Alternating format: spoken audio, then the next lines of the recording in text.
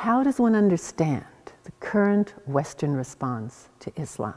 The most common response, like don't offend, be careful, figure out how to best talk about it, ask the right spokesperson on what Islam is about so that you don't offend anybody by what you say.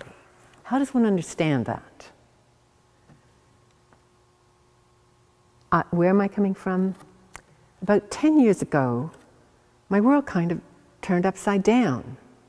I was brought up and just took it for granted that one is supposed to look at the facts, evaluate the facts, get more facts, and then when one has had facts, one finds out what is right and one acts for what is right.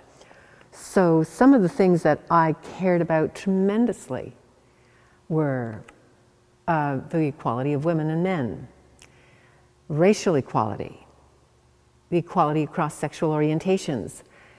And I argued for these things, not based on, oh, it's my opinion and I kind of feel it's a good thing, but based on my belief that we were equal. In other words, that the evidence backed us. And what happened about 10 years ago? I'm teaching a class that's supposed to be valuing diversity and also evaluating diversities. For example, there are some diversities that I don't think are great. For example, someone went into one of our colleges here in Montreal and started shooting the students. Very diverse response to people, not a good one. Why is that not adequate? But anyway, that's an aside. But what happened all of a sudden that astounded me was that my students were saying, all opinions are equal. Who are we to judge? No, all cultures and religions are equal. We're not, you can't judge. You can't be judgmental. It took me a couple of years actually to realize I'd been brought up to be judgmental and to think it was great to be judgmental. I didn't hold for the equality of women and men because it was an opinion. I held for that because in my judgment, the evidence showed we were equal and we needed equal things to flourish. We had generally equal intellectual, emotional, and ethical capacities. We needed adequate food, water, the right to education, and so on to flourish and develop. We needed to have the right to speak up freely. So it wasn't my opinion. And what was happening with Islam that sort of made me go, what's going on here? Instead of being encouraged to go and look at the facts and come to a conclusion, I was given conclusions.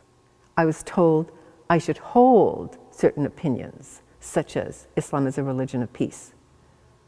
I'd love to have that opinion, but please, could you back it? Not by saying it is, but could you back it? And if there are passages in the Quran which uphold violence, can you tell me what I'm supposed to do with that? Shall I throw them out? Shall I ask Muslims to throw them out? And I realize that the answer is no, you can't, because everything in the Quran is supposed to be sacred. It's been originally a bit puzzling, the Western response to Islam. What is going on here? To understand it really, I think you have to step back and ask what's happening with the West in general, not just regards to Islam or anything, but regards to its history. So the West, let's say 60, 70 years ago, there were a lot of inequalities that were strongly entrenched. Inequality of women, inequality of certain races, definitely inequality of certain sexual orientations, belief in the superiority not just of Christianity, but whatever the major local brand of Christianity was. So it was very much a, I am right, you are wrong. What the West has learned over the last 70 years is it wasn't right. It was wrong about just about everything. But what happens, because I did lots and lots of doctoral research on this, what happens when you have thought you were right about so many things and you find out you're wrong?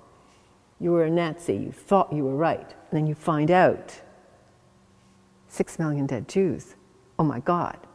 What happens when you find out in Canada that the negative opinion about Aboriginals and taking Aboriginal children out of their families really destroyed a lot of Aboriginal culture and led to so many generation after generation problems within Aboriginal communities.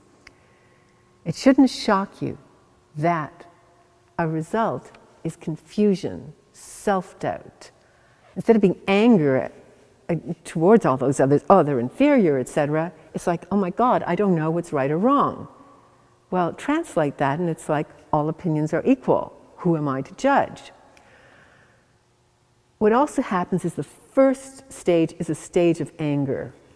Like kind of pride, the pride that cometh before the fall. I'm so much better than you are. I'm right. When you knock that down, you knock down that bully attitude, underneath there's someone scared very often. So the West right now is at that stage. A lot of fear, often covert.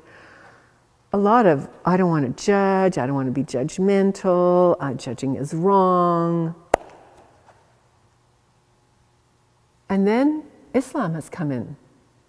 And so of course the West does not want to judge. But what happens then? I'm just going to say, with other things, it's so important that we can judge. Just think, you go to a doctor and you go, oh, excuse me, I have this problem. And the doctor says, who am I to judge? I mean, I did go to med school and heard all kinds of theories, but who am I to judge? I don't know. It's all a matter of opinion. Well, if the doctor's judgment or diagnosis is not good, you may die. And on the other hand, if the person is like judging wrong in the other direction, you may have all kinds of medical interventions that are totally unnecessary. Most of us accept that doctors are supposed to be able to judge and judge well, and often don't. But somehow or other in the area of religion and culture, the West is totally backed down in terror. And therefore, when it comes to Islam, instead of looking at what is going on, the West has backed away. What does that do? If you back away when someone comes at you and tells you what you should be thinking, well, you keep backing yourself further and further away, often into a corner. What happens when we keep backing away and backing away? It starts feeling like this is the right thing. This is the only thing. And also, we probably hate it utterly if somebody tells us we should judge, because we're scared of the consequences. We've learned it's bad to judge. It's bad to be judgmental. Is this any way to live? A person who comes to mind is Nelson Mandela. He did judge. He judged that racism was wrong and bad. But that didn't mean that he judged all people wrong and bad. He gave people a chance, the Truth and Reconciliation Commissions. So what I think is needed is a good kind of judging. And it definitely does mean judging the facts. And that brings me back to the West and Islam. The West has not dared recently to judge. And I hold it's about time we did.